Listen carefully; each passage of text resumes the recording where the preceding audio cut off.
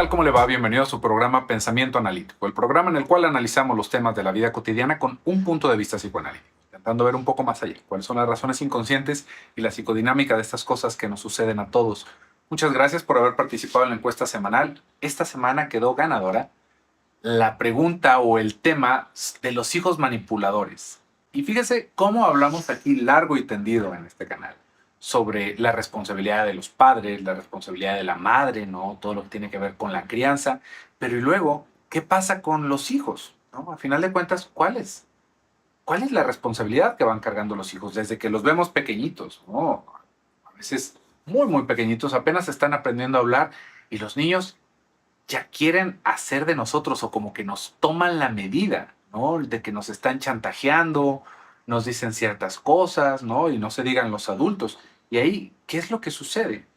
Y bueno, pues eso también es responsabilidad de los padres, ¿no? A manera de chistorete, pero vamos pensando aquí algo muy interesante. Y esto es algo que se escucha mucho con las personas que van teniendo hijos pequeños, ¿no?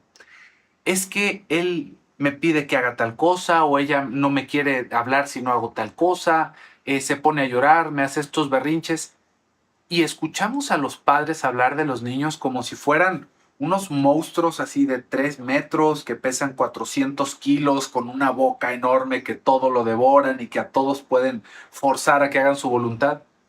Y nos vamos dando cuenta de que están hablando de un niño de 3 años, de una niña de 4 años, ¿no? Que los manipula. ¿Cómo es posible que un niño de 3, 4 años, 5 años, 6 años, de la edad que usted gusta hasta que sea un adulto, pueda manipular a un adulto? ¿Cuál es cuál es la palanca que tiene? ¿Qué apalancamiento tiene como como para poder manipular, como para poder sugestionar a los adultos que están a su alrededor? Y ahí no hay que hacernos miopes a la situación. Realmente los niños pueden hacer esto. Y esto, si se fija, es algo muy normal, es muy natural en todos nosotros. Buscar de qué manera nos salimos con la nuestra, ¿no? Es algo que los niños son como muy graciosos de repente en el tipo de cosas que hacen, ¿no? Que de repente se comieron las galletas y nosotros decimos, oye, ¿quién se comió esas galletas? ¿No? Y el niño todavía con las migajas en la cara. Un ratón se lo comió, yo lo vi. Y uno dice, ¿por qué dicen esas cosas los niños? Pero hay que entender que psíquicamente nosotros estamos conformados para salirnos con la nuestra. Eso es lo que se nos educa y se nos civiliza para que no pasemos por encima de las demás personas. Ese es el papel de la educación, ¿no? Porque nosotros lo que estamos buscando es siempre tener un beneficio para nosotros mismos, no importando cómo. Así como ese niño que se come todas las galletas y lo vemos con la cara llena de mermelada y le echa la culpa a un ratón, ¿no? O al hermanito y el hermanito está en la cuna dormido, ¿no? Ese tipo de cosas son las formas de manipular de los niños, ¿no? Los niños constantemente están buscando cómo sacar una ventaja de la situación. ¿Y cuál es la ventaja de la situación? Comer más, ¿no? Jugar más y tener el afecto de las personas que ellos quieren, ¿no? Indisputable. Que no haya nadie más que tenga ese cariño más que ellos. Y justamente ahí, en ese tipo de metas infantiles que vamos viendo, es de donde los niños empiezan a tomarnos la medida de qué es lo que nosotros queremos de ellos.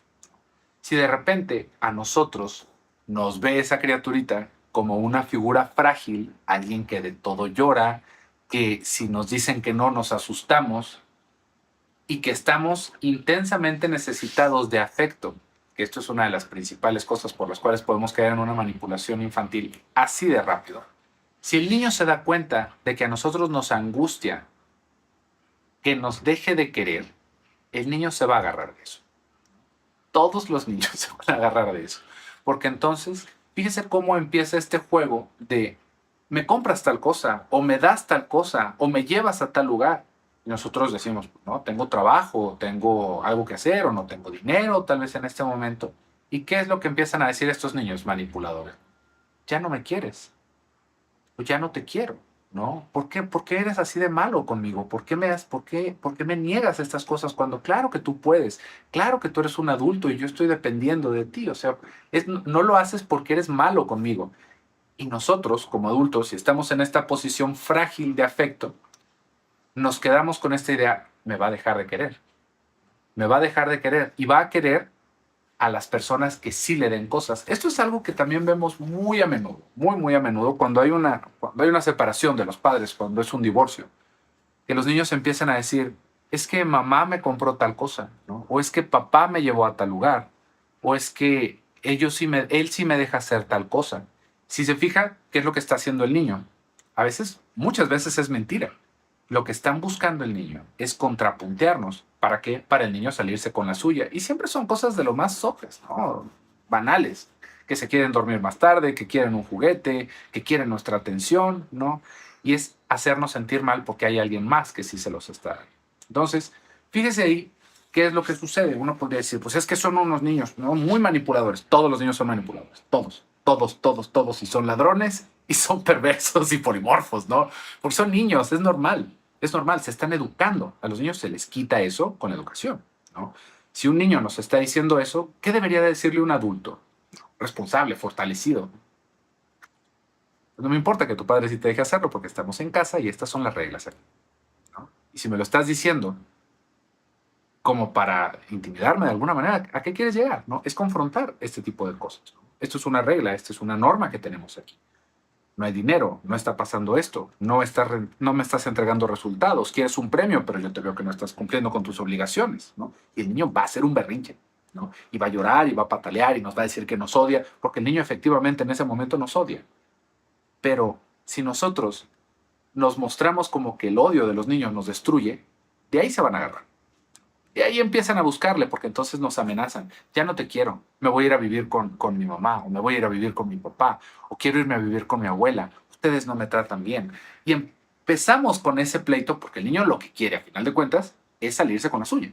Y nosotros como adultos estamos ahí para mostrarle, para educarle, que uno no tiene que salirse con la suya siempre. Que hay responsabilidades, que hay otros, que hay derechos, que hay prioridades en ciertas cosas, que hay que detenerse, que hay que postergar muchas veces. Ese es el papel de los padres. Ese es uno de los grandes papeles que tienen los padres. Por eso, así el chistorete al principio de los niños manipuladores. Por qué son manipuladores? Por los padres, ¿no? Porque los padres no se muestran como una figura de autoridad fuerte para ellos.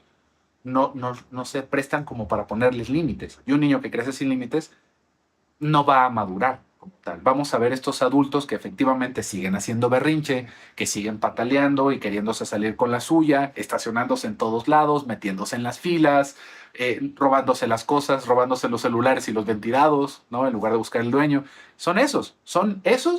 Esos son niños y son los niños más peligrosos porque ya los vemos como adultos y ya les dimos una licencia para que manejen un carro y ya les dimos un montón de cosas que no deberían de tener, ¿no? Porque no tienen la responsabilidad, no tienen el sentido de responsabilidad ni de civismo necesario para tener eso. Lo único que pasó fue que se hicieron viejos y con el tiempo se les dio una licencia, pero no hay una responsabilidad. Ese es el problema. Y esas personas, si se fija, son estos que de repente ya se les empieza a decir que son unos narcisistas, que solamente utilizan a la gente. Es ese mismo niño. Es ese mismo niño que por salirse con la suya intenta contrapuntear a la gente, inventa chismes, roba. Es eso. ¿Y de quién fue culpa? Una vez más, no porque estemos aquí en un juicio, ¿no? Y vayamos a encarcelar a todas las personas que no le pusieron límites a sus hijos. Pero por supuesto que es responsabilidad de los padres, ¿no?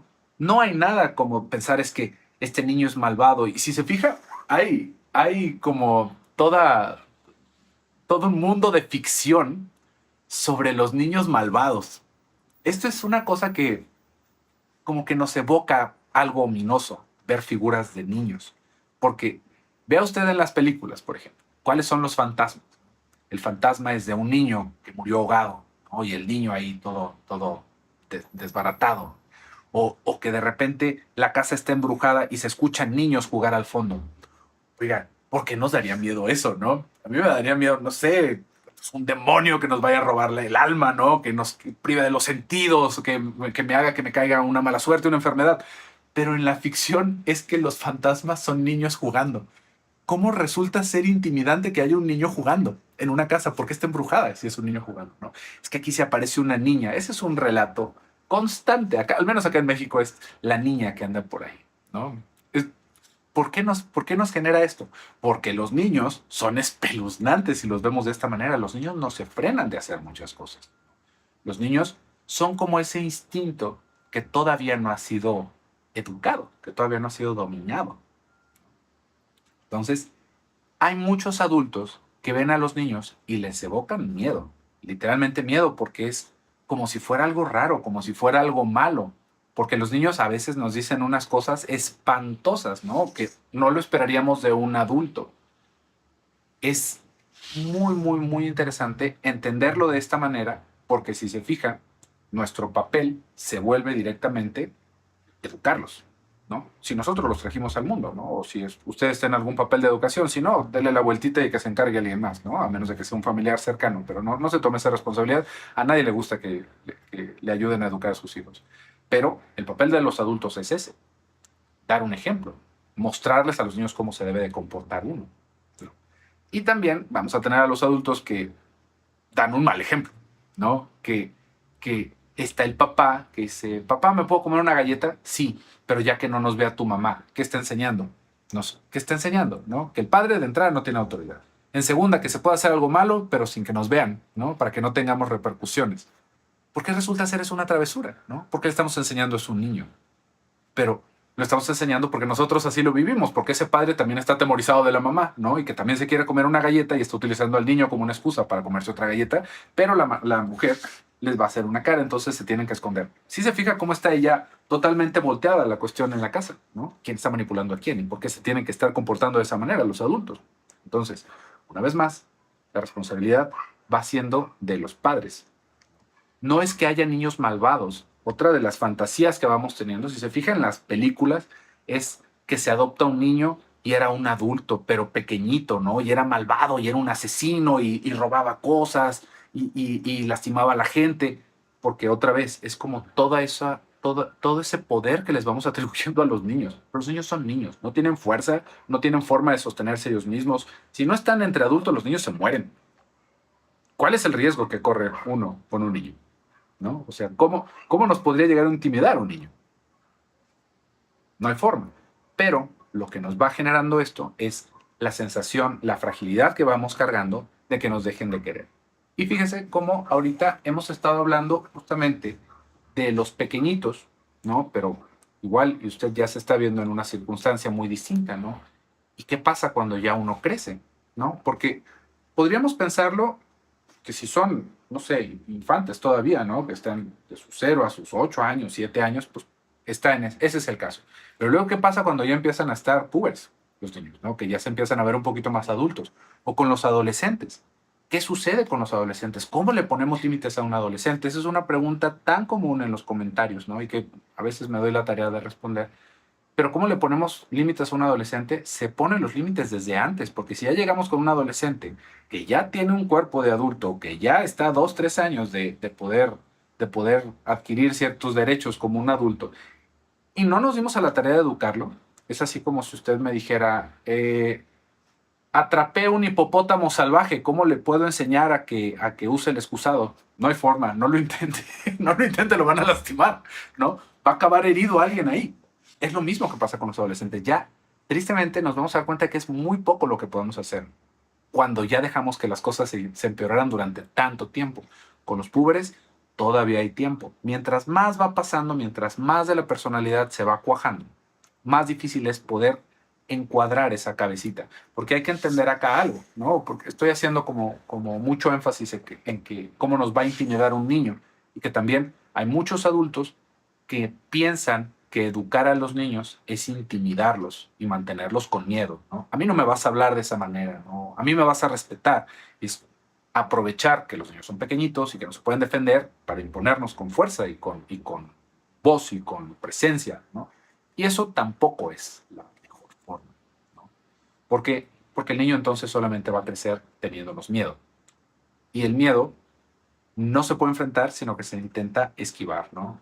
Otra vez, vamos a ver estas personas que tal vez vivieron en una casa sumamente rígida, con muchísimas reglas, con padres muy, muy controladores.